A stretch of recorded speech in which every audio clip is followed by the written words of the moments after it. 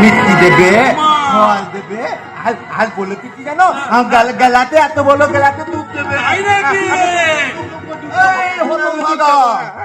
তুই কি বাচ্চা ছেলে আছিস যে তোর বউ তোকে দুধ খাওয়াবে আর তুই দুধ খাবি? তুই এখন বড় হয়ে গেছিস না?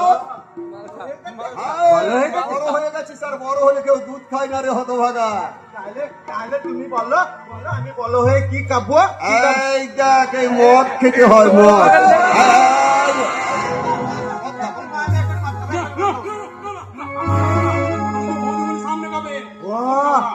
আমি তাহলে থেকে পকেটে বলে লাগে, কিন্তু কিন্তু দাদা, বউ যদি আমাকে মদ দিলে বকে, তখন আমি কি করবো? তোর বউকে বেশ করে খেলাবি।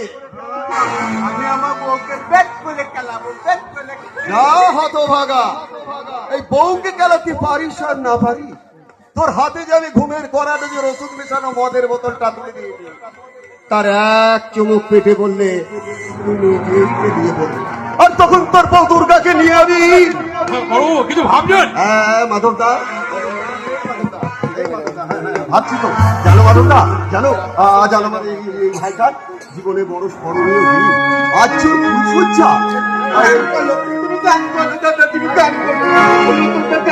আজ মধুরাত বাবার ফুল সজ্জা, আজ মধুরাত বাবার ফুল সজ্জা, আজ মধুরাত আমার ফুল সজ্জা, আজ মধুরাত আমার ফুল সজ্জা।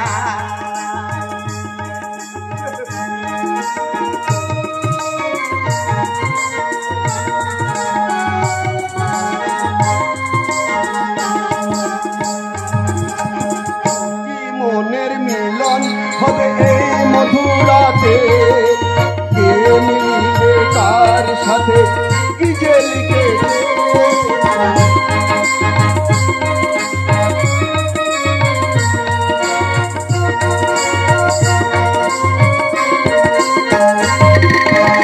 সে কথা ভাবিয়া আজ প্রাণ যাই যায়, আজ মধুরাত কবর সজ্জা, আজ মধুরাত কবর সজ্জা।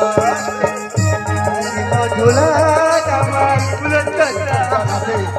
আমার ভাইটার যেন ঘুমের ডিস্টার্ব না হয়, সেদিকে তুমি একটু খেয়াল রেখো মাধবদা। হ্যাঁ কেমন? হ্যাঁ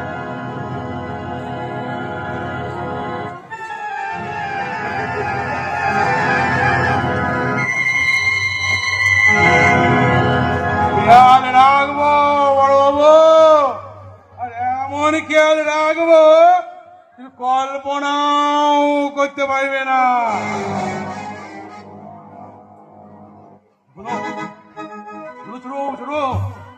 তোমার দাদা তোমার কোনোদিন ভালো চাই না, কিন্তু তোমার বউ তোমার ভালো চাই।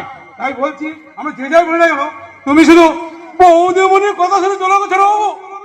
তুমি শুধু বৌদি মনের কথা শুনে